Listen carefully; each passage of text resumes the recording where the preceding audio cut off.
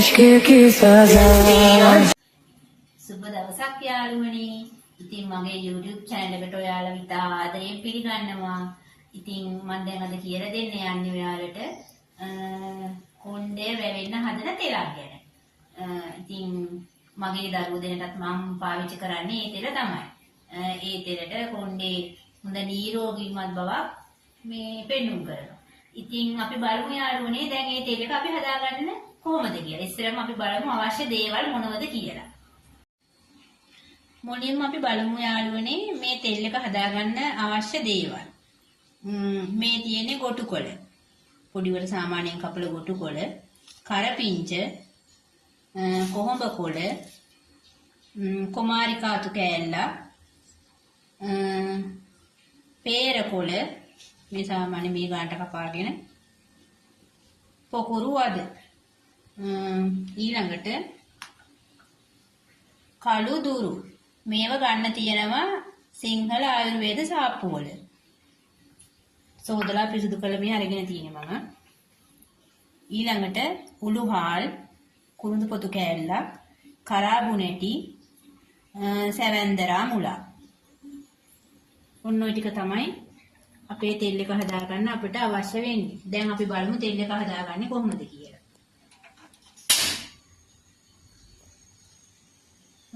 ලිප ගොඩාක් සැරට පත්තු කරන්න එපා. සාමාන්‍ය ප්‍රමාණයට ලිපේ ගින්දර තියාගෙන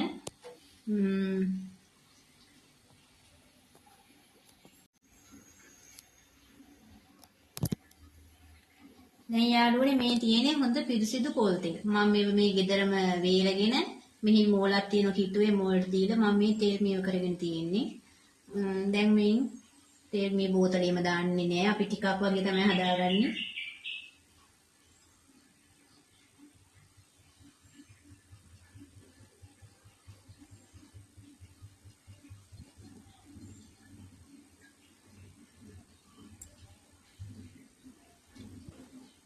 බෝතල් භාගයක් වගේ මම දැම්මා. දැන් මේ ටික පොඩ්ඩක් කොහොම රත් වෙන්න අරමු සාමාන්‍ය ප්‍රමාණයට. දැන් තෙල් එක රත් වුණාට පස්සේ අපි මේකට කුරුඳු පොතු කෑල්ලක්, කරාබු නැටි කිහිපයක්, උළුහාල් නම් ටිකක් වැඩිපුර දාගන්න. උළුහාල් කොහොමත් හොඳයිනේ, හොඳ ඖෂධයක් නේ ඉස්සරි වලට එහෙම.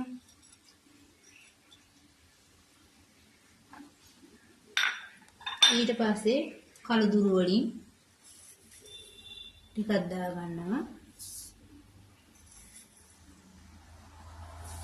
අපි මේ කළු දුරු වලින් ටිකක් තියා ගන්නවා. මේ අපි දැන් මේ තෙල් එක හදලා ඉන්නට පස්සේ වීදුරු බෝතලයකට දානවනේ. ඒ දැම්මට පස්සේ ඒ බෝතලයටත් පොඩ්ඩක් මේ කළු දුරු ටිකක් දාන්න ඕනේ. දැන් පොඩ්ඩක් මෙහිම මේක තෙලේ බැද ගන්න.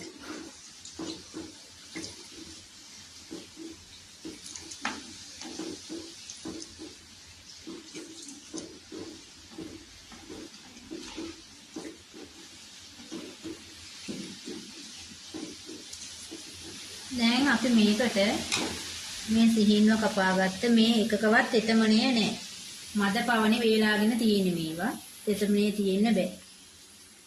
දැන් මේ ඔක්කොම ටික මේ තෙල් එකට දාන්න.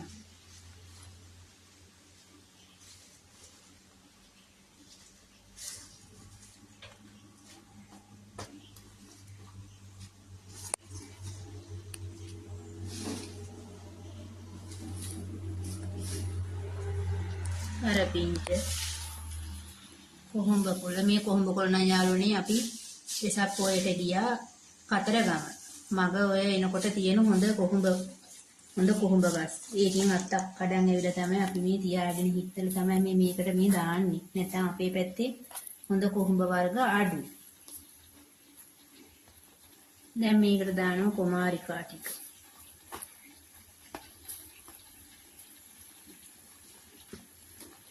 මේකට අනිවාර්යෙන් ඕන දෙයක් තමයි මේ පොකුරු වද.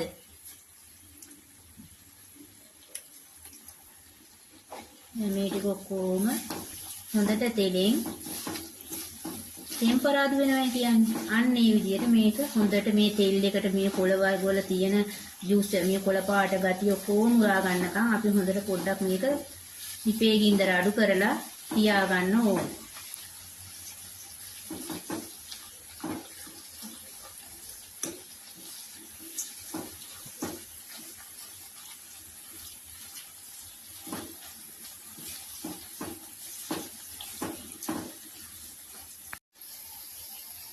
දැන් යාළුවනේ මේ ඔයාලට පේන්නේ දැන් මේ දාපු කොළ ටික ඔක්කොම හොඳට මේ තෙලට අල්ලලා තෙලෙන් හොඳට බැදිලා තියෙන්නේ. දැන් මේ වෙලාවේ නම් මුළු කුස්සියම සුවඳයි.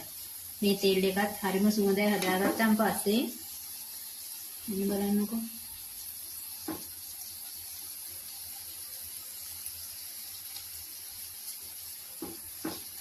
දැන් අපි මේක ලිප් ඕෆ් කරලා හොඳට නිවෙන්න අරින්න ඕනේ. හොඳට නිවුණට පස්සේ තමයි අපි මේක වීදුරු බෝතලයකට දාන්නේ. දැන් අපි මේක හොඳින් නිවෙන්න අරිමු.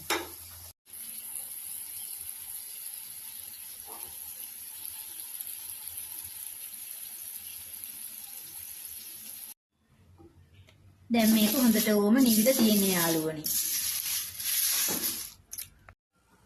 දැන් යාළුවනේ මේක හරි පරිස්සමෙන් ඉතින් මේක මෙහෙම දාන්න ඕන. හිමින් සැරේ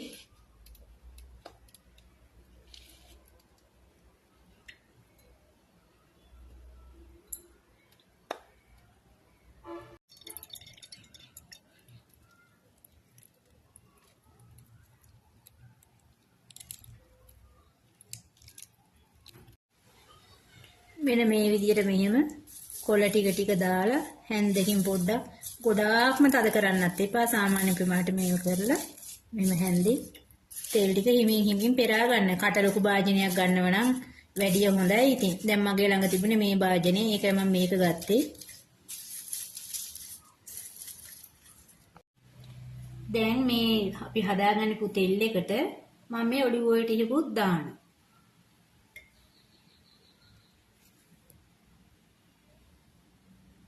මේ ප්‍රමාණයට වගේ දාලා ඊට පස්සේ මේකට මම උළුහාල් ටිකක් දානවා.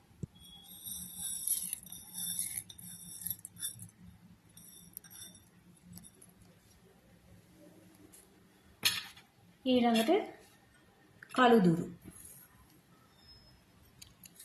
කළුදුරුත් මේස හැන්දෙන් දෙකක් වගේ එහෙම ප්‍රමාණයක් නැහැ දාන්න. ඔයාලගේ ළඟ තියෙනවා නම් විතරක් මේ තියෙන්නේ සැවැන්දරා මුලා. මේ තියෙන්නේ මේ සැවැන්දරා මුල් ටිකකුත් මේකට දාන්න. මෙහෙම දාන්න. හරි යාළුවනේ ඔහොම දාලා ඊට පස්සේ මේක මෙහෙම වහලා තියෙන්න අරිනවා. ඊට පස්සේ මේක